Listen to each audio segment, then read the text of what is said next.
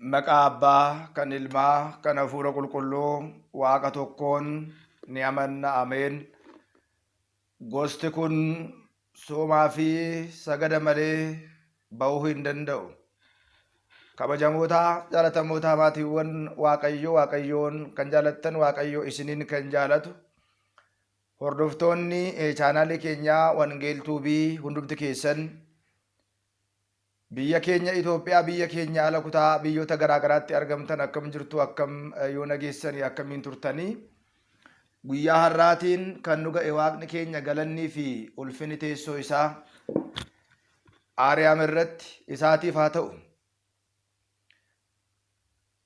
Guyyaa har'aa akka fedhaa fi jaalala Waaqayyootti kan walitti ilaallu mata dureen barnoota keenyaa gosti kun soomaa fi sagada malee ba'uu hin danda'u jedha. Gosa kan jedhame gosa kamidha? Soomaa fi sagada malee immoo ba'uu hin danda'u kan jedhame maalidha? Jechi kun eenyutti dubbatame? Jecha kanarraa immoo maal baranna kan jedhu guyyaa har'aa kana waa'ee kadhannaa kutaa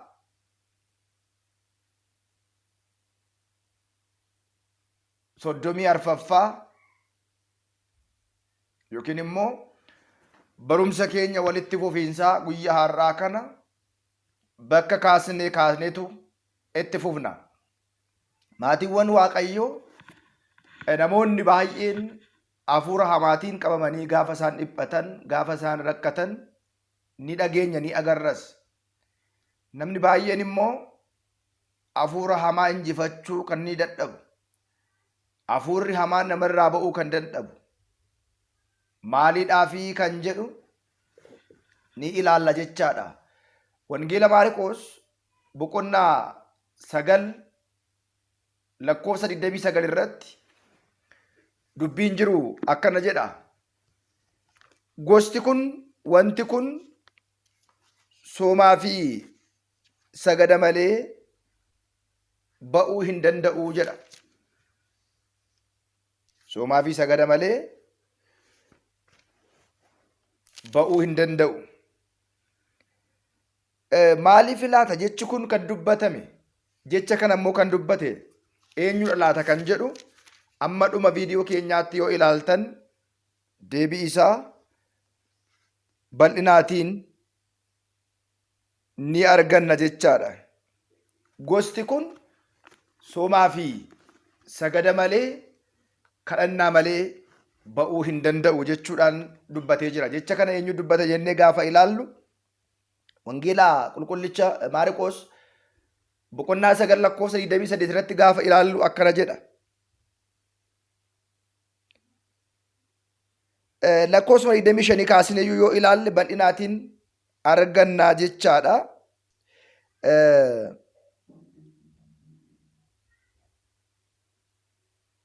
Yesus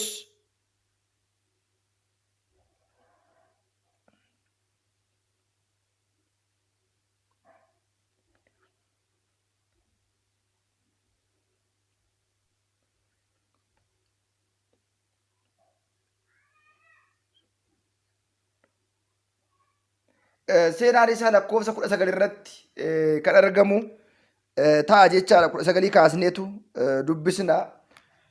Innis namni tokko daa'imti isaa jalaatii dhibamtee halkanis guyyaas itti ka'uudhaan kuffisuudhaan ibidda irrattis waan arge hundumaa dhagaa irrattis kuffisee daa'ima isaa kana jalaatii dhiphisa ture jedha. Egaa akkuma beekamu namni daa'imti jalaa dhiphatte daa'imti akka nama guddaa as na dhukkubaa, dhibeen koo kanadha, rakkoon koo kanadha jettee himachuu hin dandeessu. Maalis gaafa jennu ijoolleen rakkoo ishee dhibee ishee baastee himachuu hin dandeessu. Abbaan daa'ima kanaa garuu waliitiin dhiphata jechaadha. Yeroo kana jarreen kun yeroon isaa yeroo bartoonni gooftaa keenya qoricha keenya Iyyasuus Kiristoos barsiisaa yookiin immoo tajaajilaa turanitti waan ta'eedhaaf, yaa gooftaa, bartoota isaa kana biraa daa'ima dhibamaa kana qabateetu fidee jedha. Daa'imti kun dhibee naannessaatiin qabamee yookiin immoo dhibee kuffistuu kan jennu isaatiin qabamee jalaatii dhiphata ture. Namni kunis maal godhee daa'ima isaa qabatee gara bartoota gooftaa keenya qoricha keenya Iyyasuus Kiristoositti daa'ima isaa fide jedha. Yeroo kana bartoonni isaa fayyisuu hin dandeenye jedha. Bartoonni isaa fayyisuu hin dandeenye. Gooftaan keenya qorichi keenya Iyyasuus Kiristoosis immoo bara sana bara barsiisummaa sana biyya lafaarra deddeebi'aa jira. Yeroo kana gara gooftaa keenya qoricha keenya Iyyasuus Kiristoos namni kun daa'ima isaa qabatee ni dhufee jedha. Gara gooftaa keenyaa qabatee ni dhufe. Yaa gooftaa, gara bartoota kee daa'ima koo geesseen ture, fayyisuu hin dandeenye. Daa'imni koo fayyuu hin dandeenye jechuudhaan itti dubbate. Gooftaan keenya qoricha keenya Iyyasuus Kiristoos daa'ima kana irraati hafuura hamaa kana erga baaseetiin booda, erga irraati ifateetiin booda duuka bu'oonni gugungumuu eegalani. Biyyi lafaa fayyina keenyatti hin gammaddu. Namoonni baay'een fayyuu keenyatti hin gammadani. Namoonni baay'een argachuu keenyatti hin gammadan. Namoonni baay'een nagaa baanee nagaa galuu keenyatti hin gammadan. Namoonni baay'een qabeenya argachuu keenya hin barbaadani, hin fedhani. Kanaatiin booda duuka bu'oonni gooftaa keenya qoricha keenya Iyyasuus Kiristoos gugungumuu eegalanii jedha. Hahaasa'uu eegalanii jedha. Nuti baasuu kan dadhabne hafuura hamaa irratti aangoo kan dhabne maaliifidha? Akkamitti hafuura hamaa baasuu hin dandeenye kan jedhu gugungumuu eegalanii jedha. Yeroo kana baasuu kan dadhabnes maaliidhaafi kan jedhu isa gaafatanii jedha. Waa'ee hir'ina amantaa keessaniitii ittiin jedhe. Namni fayyuudhaaf amantaa qabaachuun dirqama ta'a. Hafuura hamaa baasuudhaafis amantaan barbaachisaadha. Hafuura hamaas mo'achuudhaafis amantaan barbaachisaadha. Waan fedhe hundumaa argachuudhaaf amantaan barbaachisaadha. Amantaa malee homaa gochuu hin dandeenyu. Waaqni amannu immoo gaafa isa amanne waan nu barbaachisu hundumaa nuuf kenna. Aangoo fi aaboos nu laata. Asirratti waa lama laalla. Amantaa fi sooma yookiin immoo kadhannaa fi sooma kan jennudha.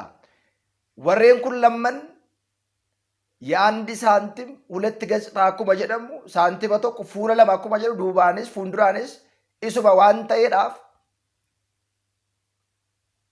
fuuluma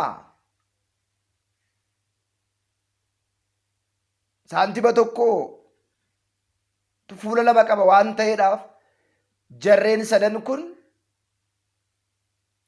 sadan kun walirraatiin fagaatanii. Jarreen sadan kun yeroo baay'ee wal faana kan raawwatamanidha. Soomni, saganni, kadhannaan. Kadhannaan humna nu ta'a. Soomni jabina nu ta'a. Sagadi jabina nu ta'a. Isa kanaafidha warri sooman, warri sagadan aangoo akkasii, aaboo akkasii ni qabu. Yeroo baay'ee kana qofaa miti. Jireenya keenya keessatti amantaadhaan hojii hojjennu hundumaa kadhannaadhaan kan hojjennu, soomaatiin kan hojjennu. Gooftaan keenya qorichi keenya Iyyasuus Kiristoos illee hojiidhaaf soomaatiif gara gadaama Qorontos deemeera. Sooma kanaatiinis humna daabiloosiin gurguddaa sadii wangeela Maatewos boqonnaa 4 kaasnee gaafa ilaallu hojii daabiloosiin gurguddaa sadii kan itti injifatedha jechaadha.